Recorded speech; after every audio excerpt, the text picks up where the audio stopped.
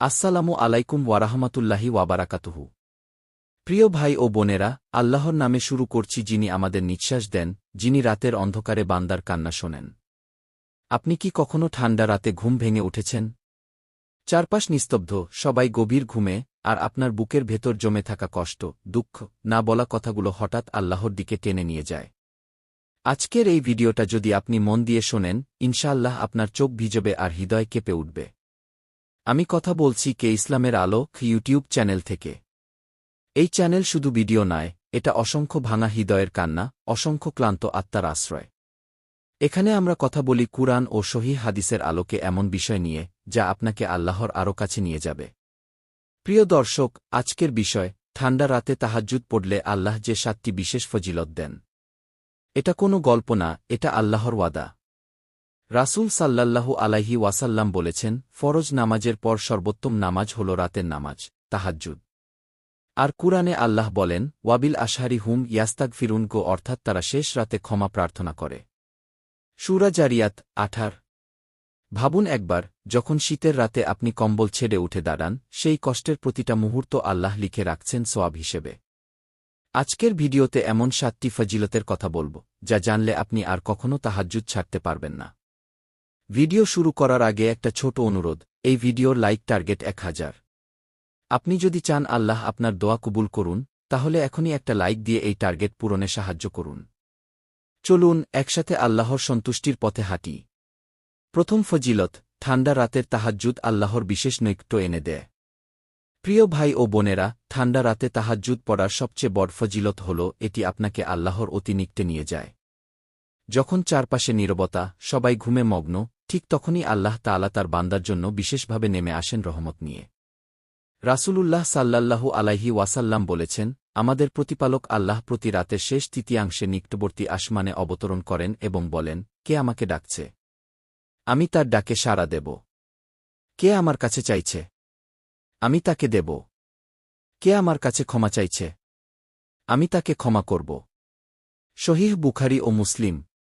ভাবুন একবার, শীতের রাতে কম্বলের উষ্ণতা ছেড়ে আপনি যখন করেন, ঠান্ডা পানিতে হাত মুখ ধুয়ে আল্লাহর সামনে দাঁড়ান, তখন আপনি আসলে আল্লাহর বিশেষ ডাকে সাড়া দিচ্ছেন।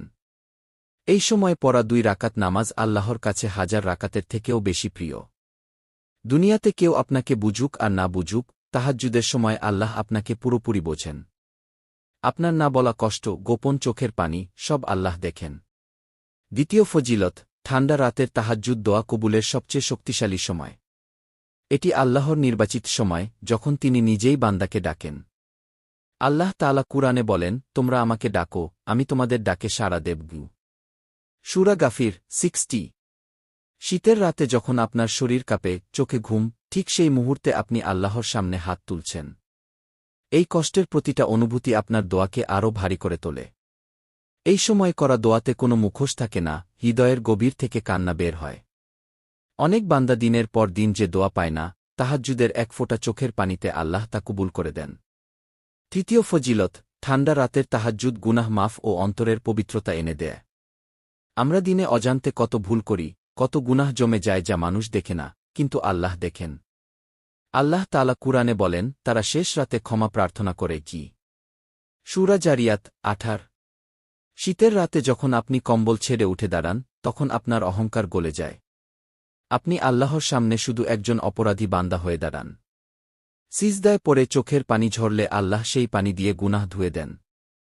চতুর্থ ফজিলত, ঠান্ডা রাতের তাহাজ্জুদ দুঃখকষ্ট দূর করে ও হৃদয়ে প্রশান্তি নামিয়ে আনে। অনেক সময় আমরা মানুষকে বলেও শান্তি পাই না, কিন্তু তাহাজ্জুদের সিজদা এমন এক জায়গা যেখানে কান্না বিথা যায় না। আল্লাহ তাআলা কুরআনে বলেন, জেনে রাখো, আল্লাহর স্মরণেই হৃদয় প্রশান্ত হয়। সূরা রাদ 28।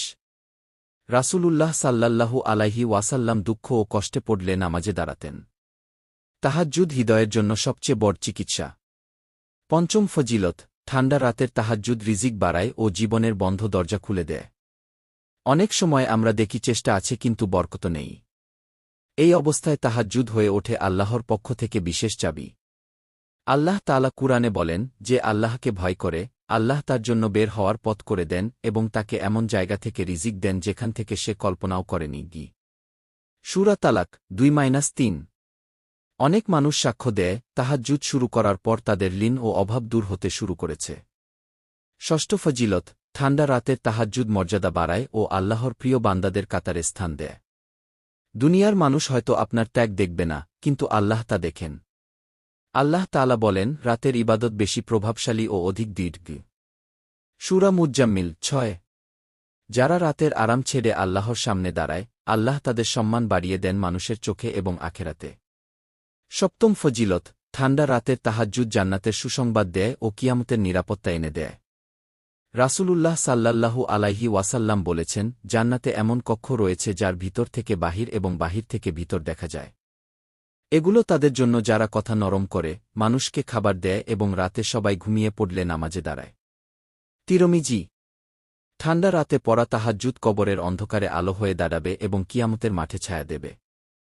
প্রিয় ভাই ও বোনেরা, আজ এই ভিডিওর শেষে এসে আপনাকে শুধু একটা কথাই বলব। হয়তো আপনার জীবনে কেউ আপনার কষ্ট বোঝেনি, কেউ আপনার কান্নার মূল্য দেয়নি, কিন্তু একটা জায়গা আছে যেখানে আপনার একটা দীর্ঘশ্বাসও অমূল্য।